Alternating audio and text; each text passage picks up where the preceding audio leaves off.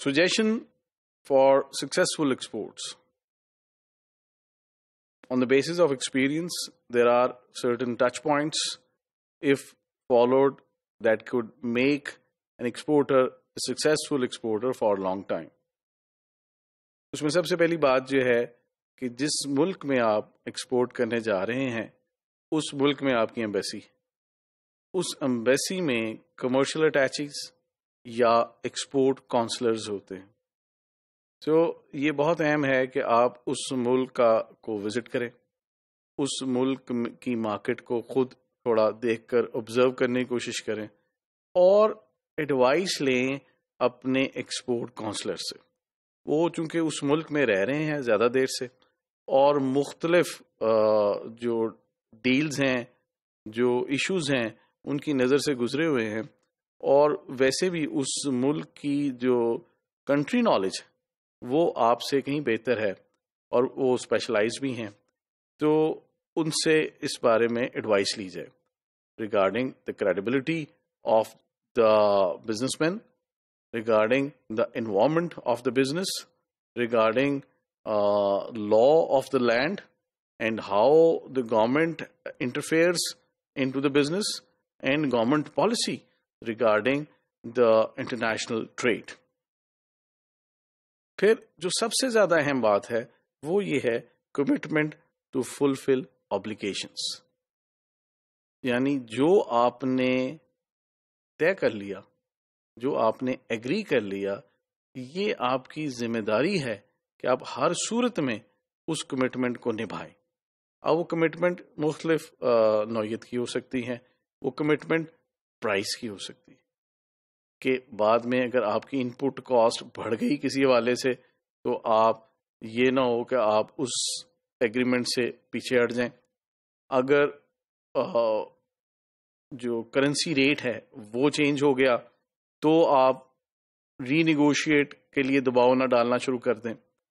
اور اس سے بھی زیادہ اہم بات یہ ہے کہ جو پروڈکٹس اور جو اسپیسیفیکیشن، جو کریکٹرسٹکس، جو فیچرز آف دا پروڈکٹ آپ نے ایک دفعہ کمٹ کیے ہیں ٹو دا بائر، تو وہ جو مال آپ سپلائی کریں وہ ہر صورت میں اس کمٹمنٹ کے مطابق ہو.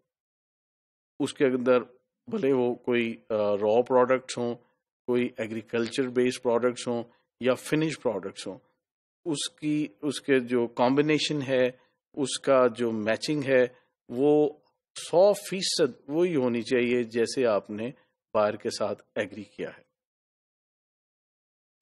پھر ایک اور جو بہت اہم ڈائمینشن ہے جو کہ امپیکٹ کرتی ہے اور جو کہ ایکسپورٹرز کی سکسیس اور فیلئر کو ڈیفائن کرتی ہے، وہ ہے سلیکشن آف اپروپریٹ ریپرزینٹیٹو.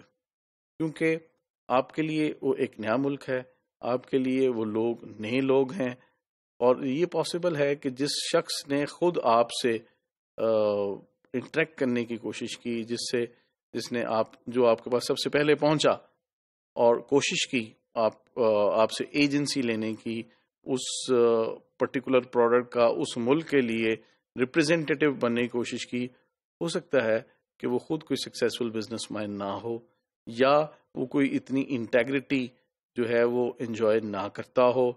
تو یہ that comes with experience, that comes with interaction, that comes with the help of specialist in that particular business. تو خود ویریفائی کرنا، خود فزیکلی جا کے اس کے انفراسٹرکچر کو وزٹ کرنا، یہ بھی کام دے سکتے ہیں کہ آپ ایک پراپر اور اپروپریٹ ایجنٹ یا ریپرزینٹیٹو کو انسٹال کر سکیں. Then modification of the product if required. Marketing میں، انٹرنیشنل مارکیٹنگ میں ہم بات کرتے ہیں اسٹینڈرڈائزیشن کی اینڈ اڈیپٹیشن کی. تو ساری جو پروڈکٹ ہیں وہ اسٹینڈرڈائزڈ پروڈکٹ دنیا میں نہیں بک سکتی.